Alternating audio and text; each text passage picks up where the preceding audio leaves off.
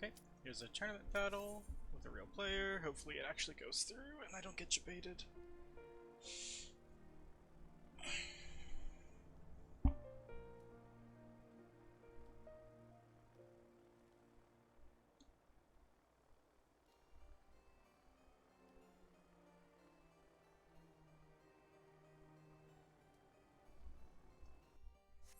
So the assumption is that once you go in, if they are a lower RP score, it's most likely you're just going to do Kojin spam. It's always important as well to always say GLHF. Good luck, have fun, just good manners. In this instance, we're going to go ahead and spawn our Fafnirs. We'll spawn all 6 down the middle, and then we'll wait to see which side, which gate he's going to be attacking from there.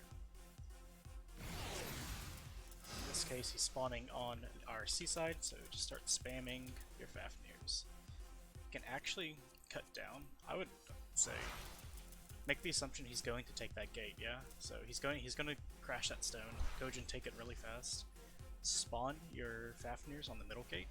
You're gonna have just a huge cluster of them. You're not gonna try to send in like 1 or 2 at a time. That's how you end up losing, because they're not strong unless you have like a bunch of them out. The actual objective right now is because he's sending them in like 1 at a time, we're able to crash on his gate like such. That's all we care about doing, is taking his gates. So that's the one he's spawning from. Now we're going to start taking the next gate. He has a good cluster of Kojin. That's kind of spooky, but it's not the end of the world, right? Just keep spawning your Fafnirs. You're not too worried. About this size, he's spamming his heal move now, which means you can go ahead and start combating with him.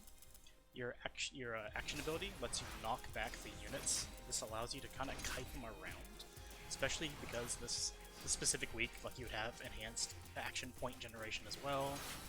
It's pretty nice. It's not like a big thing they have to plan for. It's just a nice little bonus. But all of his gates are going to be destroyed now, which means he can no longer summon units. We have the advantage because we can continue summoning units. Just keep doing the same thing. Spawn more Fafnir, spawn your action points, kind of kite around in a circle like you're seeing me do. That way you don't have to worry about getting overwhelmed. Once that's done, send them all to the...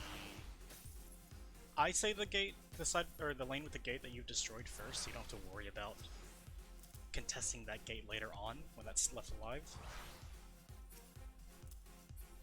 But the whole idea with the Fafnir spam is that the Fafnir units are exceptionally good at taking gates. If you look at the strengths that I'm hovering over them, that first icon is for gates, second icon is for searchlight, third is shield, fourth is the actual stones.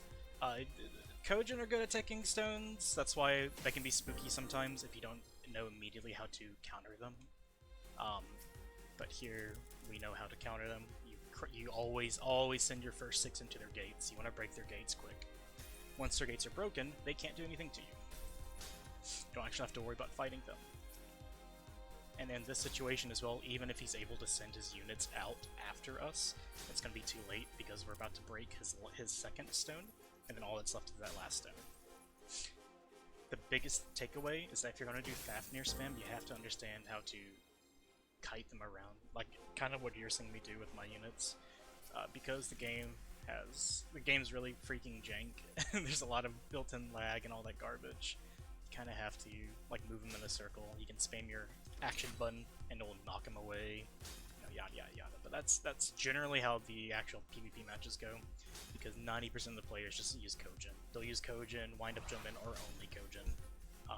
And you can just counter them with Fafnir spam, because they can't do anything if you rush their gates. Make sure you say GG as well. And there you go.